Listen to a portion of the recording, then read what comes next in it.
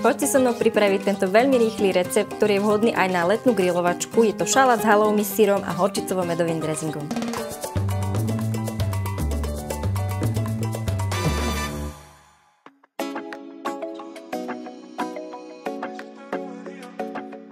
Jedna porcia tohto šalátu má 462 kilokalórií, 24 g bielkovín, 15 g sacharidov a 33 g tukov. Ja to teraz vážiť nebudem, ale ak chceš, aby to malo presne tieto hodnoty, postupuj presne podľa receptu. Ale pozor, halloumi syr je potrebné si zvážiť pred a po tepelnej úprave, nakoľko stráca na hmotnosti. Paradajky poprekrájame takto na štvrťky. Najlepšie je to krájať s ostrým nožom, lebo keď to krájate stupňom, tak všetko vytečie. Uhorku nakrájame na kocky.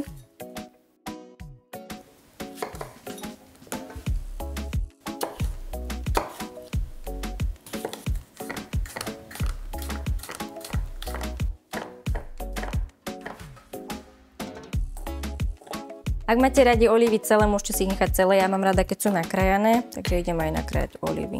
Ja rada používam kombináciu zelené-čierne, lebo je to pre mňa také chutnejšie. Ono dajú sa kúpiť aj krájané, ale môžete si to aj takto pekne nakrájať sami.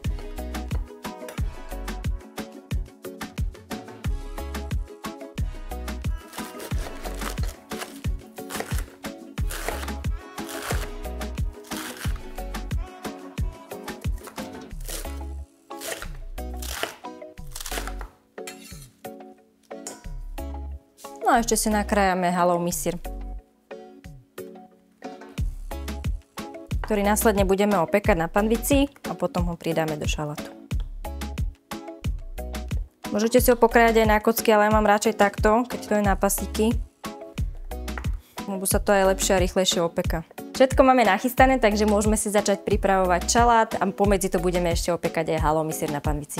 Keď bude panvica dostatočne rozohriatá, tak môžeš pridať halloumi syr a ak máš panvicu s neprilnavým povrchom, tak kľudne môžeš dávať aj bez oleja. Takže môžeme ísť na to.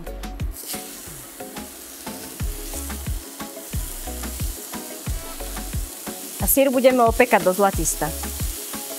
Stačí tomu naozaj len chvíľka.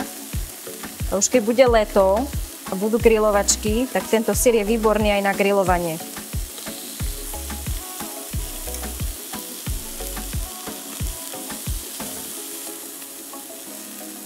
Syr už máme hotový, takže povyberáme.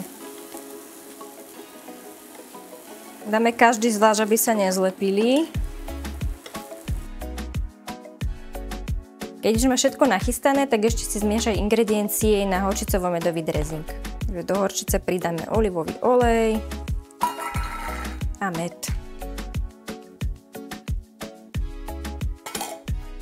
Premiešame. Keď už máme všetko nachystané, tak môžeme prejsť k príprave šalátu, kde sa všetky tieto chute prepoja.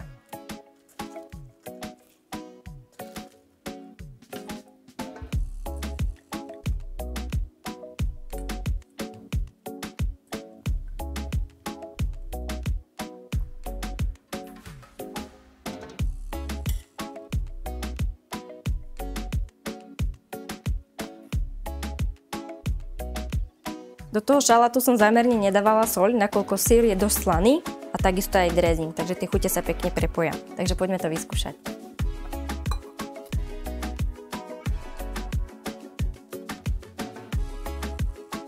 Mňam.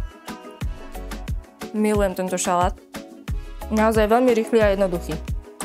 Myslím si, že aj do 10 minút bude hotový. Kebyže náhodou ste chceli aj na grilovačke potešiť kamarátov, tak naozaj s týmto zabudujete, lebo je fakt fantastický.